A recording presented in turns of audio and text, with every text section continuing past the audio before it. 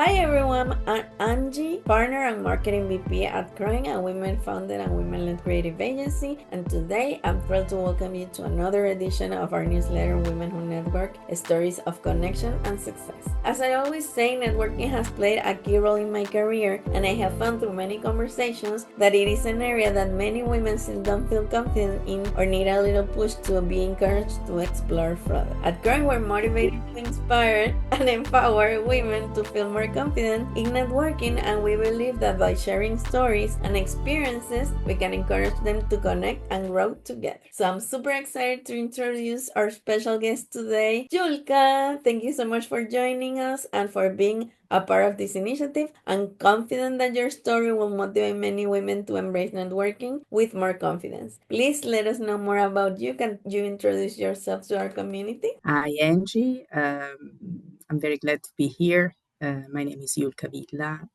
I'm Italian, living in New York, and I'm the global CMO of a spirits company, which is based in Italy, but I have a very wide portfolio of brands spanning all categories and definitely targeting consumers all over the world. I was intrigued by your invitation because this is an interesting topic that can be tackled from many different perspectives, and at the end of the day is about creating hopefully meaningful connections, because it's not just about connection, but connection that has a value for you, that can make grow a person and a professional at the same time. So let's get into it as soon as you want. Yeah, thank you so much. And let's hopefully you can share your story and our viewers or listeners or readers can benefit so much from what you have to offer.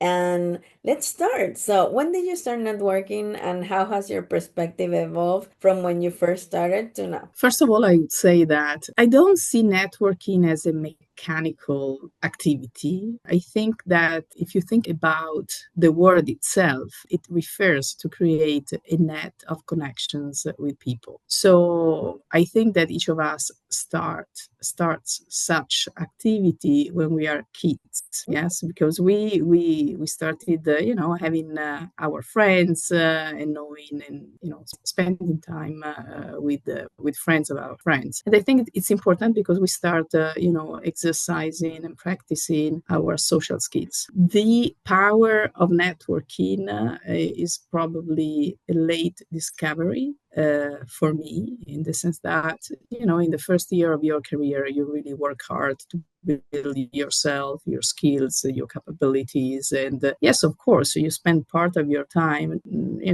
exchanging with people, knowing new people. But probably the main and number one focus of yours is really to build yourself. So most probably when it comes to me, I started understanding the power of networking in the middle of my career so far. And for me, the driving force was really the insights coming from talking to people. So it's not just about people that know people, it's about exchanging views, thoughts, opinion with other people, and see that your original idea gets challenged, reinforced, ends up being changed by the exchange with other people. I think that's the most important part of it.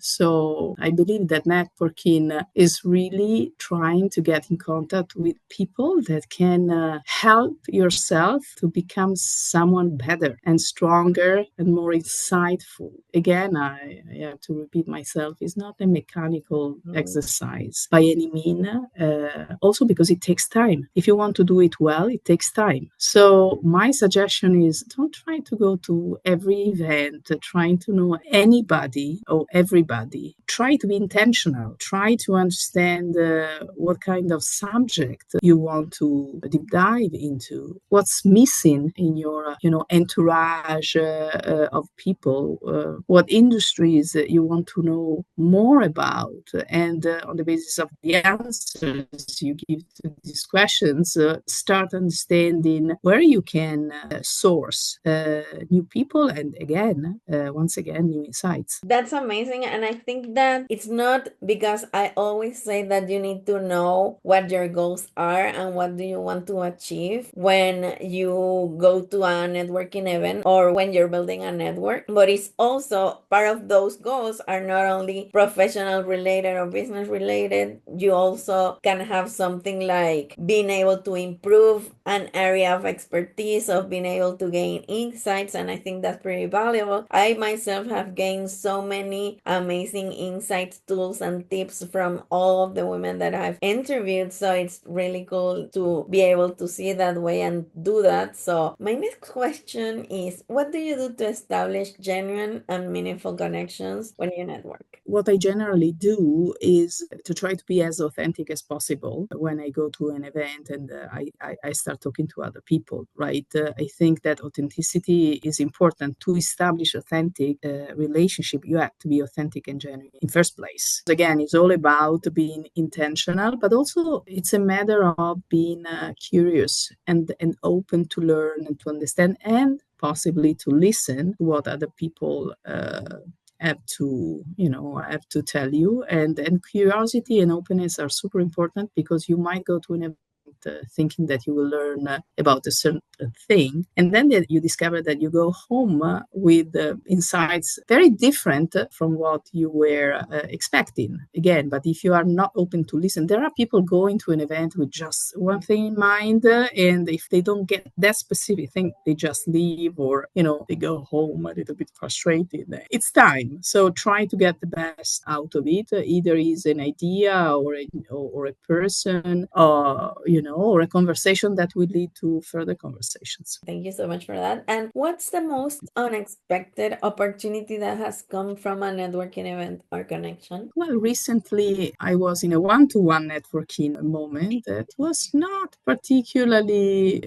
it was not lighthearted. I mean, it was very serious and demanding from an intellectual standpoint, so not pleasant while it was happening, but it opened many, many opportunities to me. From that encounter, I was introduced to incredible new people that really, I was super grateful for. So sometimes it's just about, be grateful for what you're getting, and also stay open to what can come, and in this sense, I think that what changed over time my approach to knowing new people is to be a little bit more generous. And in this sense, I like very much the forward-giving attitude. Give before taking, because you expect something from network. What about giving yourself something first? What about, entering in a conversation, saying what I can do for you? It's different, because you put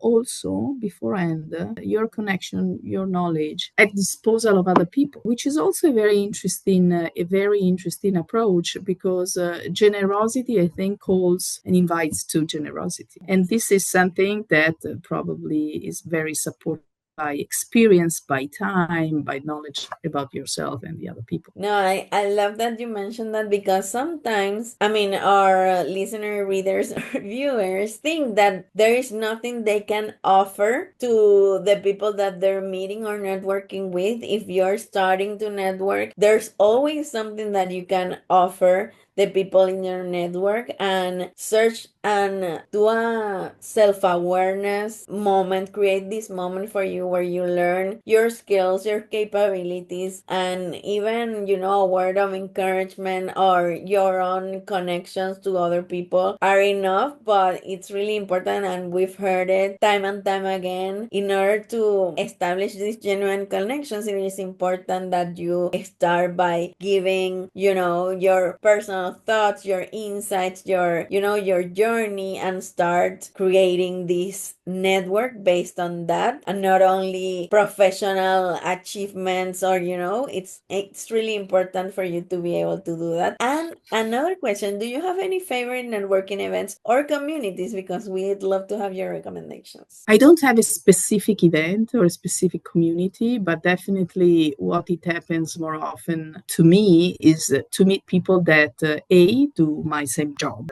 so marketers, head of marketing, that's one thing. But when you deal with marketing, also you work, you get in touch with a lot of creative people that I really love, because creativity is really, a form of culture. And so I have many friends that are creatives, that I have incredible admiration for, and so also events where I'm, I have a link, a connection to them, but I'm not a creative people, not a technically creative people. So sometimes I try to mingle in this kind of environments, because I find them extremely intellectually, stimulating and energetic. Sometimes I try also myself in gatherings I have not much to deal with. The first very important female gathering were done by financial female professionals, and sometimes I spend some time with these kind of professionals that are a little bit far from my cup of tea, but I find it interesting because it represents a mental stretch for me. So it's not just about, swimming in waters you know very well. Sometimes it's, trying to swim in waters that are not yours, to put yourself at proof. So it's a mix between, going deep in what you know, and acquiring, ideas, and learn from people that do a very different job than yours. That's what I do. A mix of the two things. That's so interesting and so cool. And what I see in what you do is that you look for communalities, even though they are on one category. So, for example, when you go to a women type of community, they don't have to be specifically for marketing. And when you go to marketers, Exactly. so pretty cool that you can find different commonalities amongst these communities and that it works for you because it's really interesting. And Can I give also a perspective? Of course, women can and should support each other, and communities are there for this, right? But I invite women also to mingle with men, because if you are a professional, you are a professional, regardless that you are a woman or a man. If you are a good marketer, you are a good marketer, and you want to stay with other people that do this job and can give you ideas. You can discuss specific ideas with. So let's support each other. Let's help each other. Let's meet together. But let's not forget that at the end of the day, the labor work is done by many different people, and we have also to build with this diversity. Amazing perspective. I think that that's really an amazing point of view, and I'm sure that a lot of people that look specifically for this women-related community is also aware that you need to be able to network with everyone. When I go to these types of events, I always find myself starting with people that look similar to me. I think it's like a safety net for me, and then I start challenging myself, like talk to this one and talk to this one and so many more different people. But I discovered that an event a few years ago, and I said like, well, this could be a tactic that I use more intentionally for my next events, and I've done that so far, and I think it gives me a lot of confidence when moving forward. I think it's a good attitude. No, at the beginning you need a little bit of confidence, so you do right enough to start breaking the ice with people that look a little bit, they look similar to you, or you feel that they could have some, similarities with you, and then once you are confident, you start exploring, which Yeah. is also very important, right? And the next question is, do you have any question for me? But the question is, did you start networking to solve a problem, or did you start networking for curiosity, openness, and what was the reason?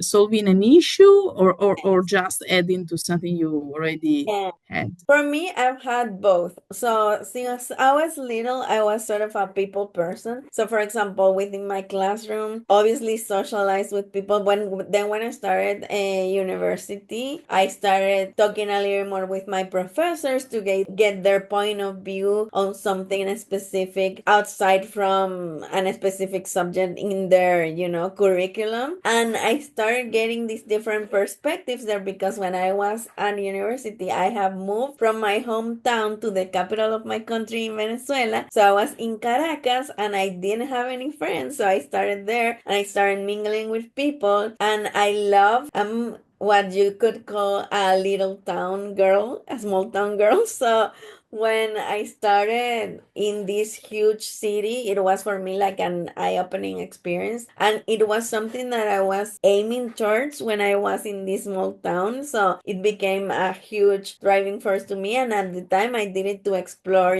more opportunities, to meet new people and stuff. But then something happened, and I moved from Venezuela to Argentina with my whole family, and we didn't have any contacts in Argentina. And what I did was I don't think this is gonna air after I had published this post that is coming on Monday. And I tell the story of how I started networking because of a need that I had. And it was like I created this because I was an engineer. And then when I am an engineer, but I was working as an engineer. And then when we got to Argentina, I created my mom and dad two Instagram pages, one for each business, and I grew those Instagram pages, and those businesses kept the lights on in my house when we first got there. And then after working on those for even like to the point that my dad got recognized on the street for the job that he was doing. He's a real estate agent, and my mom used to do decorative cakes like this one, like from the TV, like this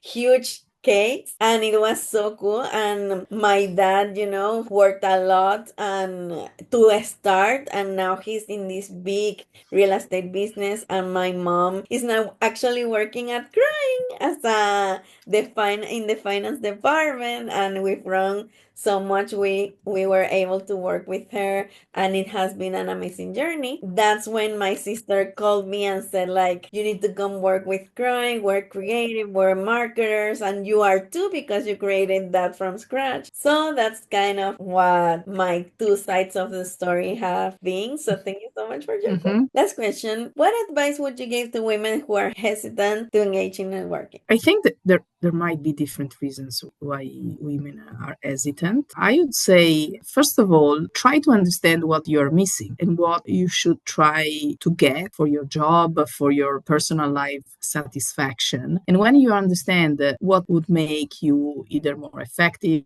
at work or more happier in your personal life, get out there and try to really catch what you need. So I think that sometimes hesitation derives from lack of clarity about what you want, what you need, and what you miss. So sometimes a little bit analysis of the situation, what you have, what you don't have yet, what you need, can make you more confident in taking a step forward. I think that networking per se doesn't mean anything. If you don't know what you want to achieve, why you want to achieve it, becomes a way many times a waste of time, really a waste of time. So again, intentionality is important. Forward giving attitude is important. Don't always think what I can get. Think also what you can give. And I like very much what you said at a certain point, which is each of us has something to give, a story to share, an insight, to give someone else. Each and every of us. It doesn't depend on how many years of experience you have, how grandiose is your title. So again, if you have this attitude,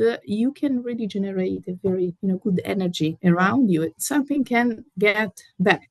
It's not just a utilitaristic action and activity. If you see it like this, you will get very late and you will become quite lazy in doing, and hence hesitant in taking your next step. That's what I would suggest. That's so cool that you said that. And you don't know how many times I've been encountered with people that say like, no, you shouldn't be talking to me. I'm not the one that, they said like, I don't have the juice. And I was like, what do you mean you don't have the juice? Or, no, Angie, don't interview me because I just was laid off and I have nothing like to offer. And I'm like, but your career, your journey, everything, like there are so many things that we put in, for example, the company that we're working in at the moment, or our title, our job position and stuff, and we don't realize that we are people that have gone through a journey and that can offer so much more than, the professional spot that we're right now, or,